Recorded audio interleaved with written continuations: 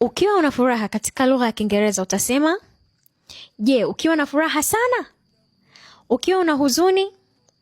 Je, ukiwa na huzuni sana?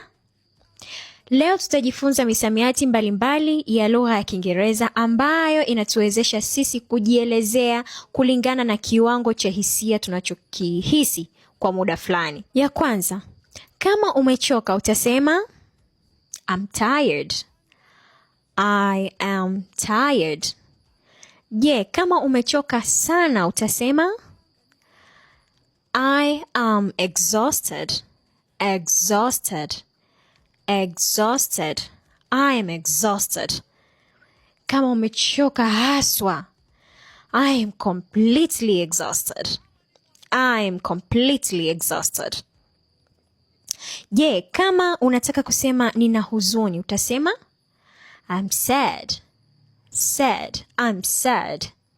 Lakini kama unataka kusema una huzuni kubwa utasema I'm devastated. I'm devastated. Devastated. Je, kama una huzuni ile kali ambayo inakufanya mpaka unakaa kimya, labda umefiwa, I'm melancholic. Melancholic. I'm melancholic. Kama una furaha utasema I'm happy. I'm happy. Kama una furaha sana utasema I'm thrilled. Thrilled. I'm thrilled. Au I'm excited. I'm excited. Excited. I'm excited. Lakini kama una furaha ya kupitiliza unaweza ukasema I'm over the moon. I'm over the moon. She was over the moon. Ukitaka kusema kushangaa utasema I'm surprised. Surprised. I'm surprised to see you here. Ninashangaa kukuona hapa. I'm surprised. Lakini unaweza pia ukasema amazed. I was amazed by your work. Good job. I was amazed.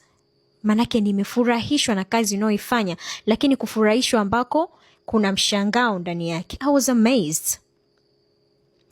Kitu kikiwa kidogo utasema small.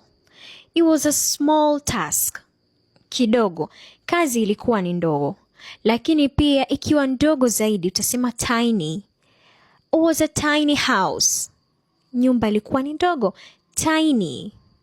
Lakini kizidi udogo utasema minuscule. Minuscule. It was a minuscule mistake.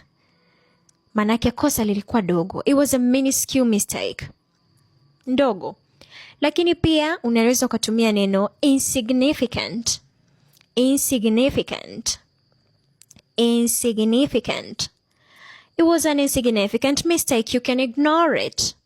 Manake kosa lilikuwa ni ambalo haliwezi kuleta hofu, haliwezi kuleta shida. Insignificant. Manake linaweza kupuuziwa. It was an insignificant mistake. Ukitaka kusema kikubwa utasema big. It was big. Lakini kikiwa kikubwa zaidi unaweza kusema huge. It was a huge house. He has a huge house. Ana nyumba kubwa. Lakini pia unaweza kusema massive. Massive.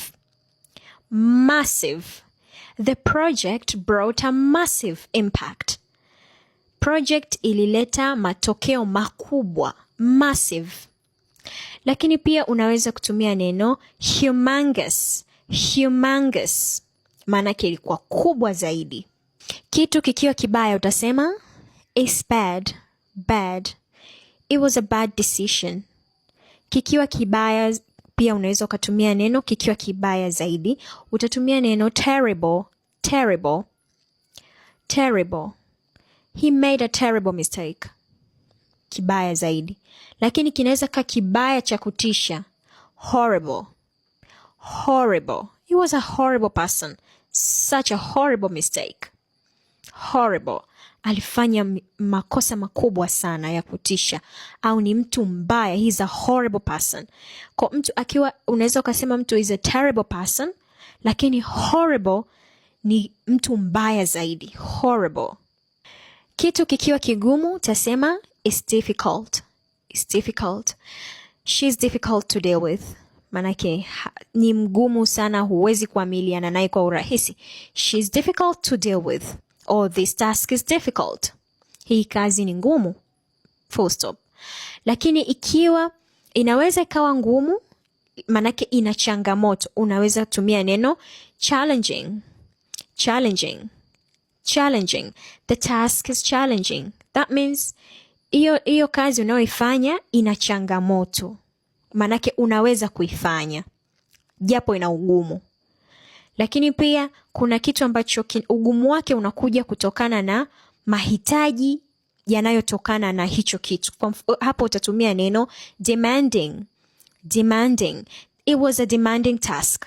Or this job is very demanding. Hii kazi inahitaji sana vitu kutoka kwetu. Inahitaji nguvu, inahitaji akili. It's demanding. Kwa hiyo sio kwamba unasema tu ni ngumu, lakini ni kwamba mimi ninaweza kuifanya kwa sababu nikiwekeza juhudi hapo. It's a demanding task. Kitu kikiwa chepesi utasema easy. It was an easy task.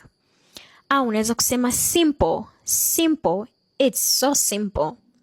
Lakini pia unaweza kusema kitu kiko chepesi na kiko wazi. Kwa mfano, the word straightforward.